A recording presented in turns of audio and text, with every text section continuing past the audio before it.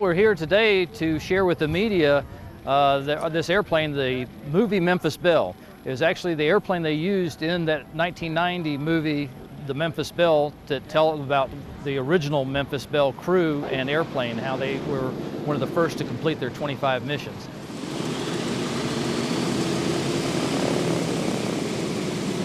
Well, it's a very fine aircraft. It's one of the finest aircraft that ever flew combat. A bomber, at least, like that. 4 engines. Of course, jets, of course, is a different aircraft now. But this was a very, very remarkable aircraft. And it took a lot of bombs and it went to a lot of places.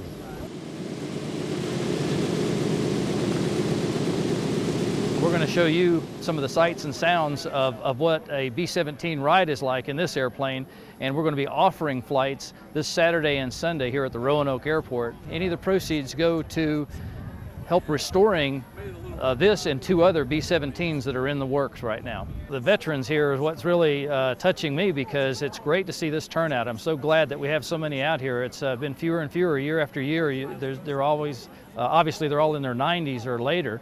And it's great to see the turnout we have for these guys to tell their stories, because they're the real heroes that flew these airplanes.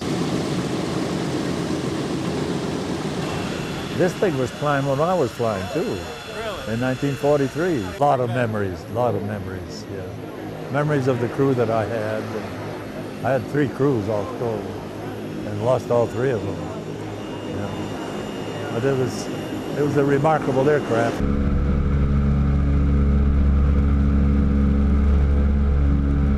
It is very incredible. It's a lot of work, actually. This is a very manual airplane. They didn't have any hydraulic boosted controls or anything on this one. It's one of the things that made it so safe. It's all manual, cable-driven controls, and it really makes you appreciate how those veterans were flying these things for 8-hour missions or more sometimes, and hand flying in formation up at high altitudes where it's more difficult, and in extreme conditions up to minus 55, minus 60 degrees.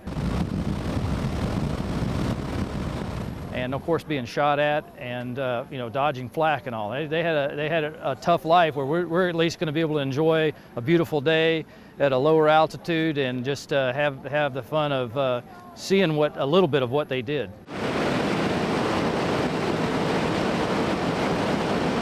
It's one of the largest tail draggers ever made, so it's a little bit harder to control, mainly on the ground. It flies wonderful when it's in the air, but it's a little harder, more difficult to take off and land than a conventional tricycle gear airplane. Flying is no challenge. You learn how to fly it, and then it's just like any other aircraft. You fly it. And this was a very easy airplane to fly. Really? Yes, it was. Yeah. Yeah, if I had my legs, I could fly that today.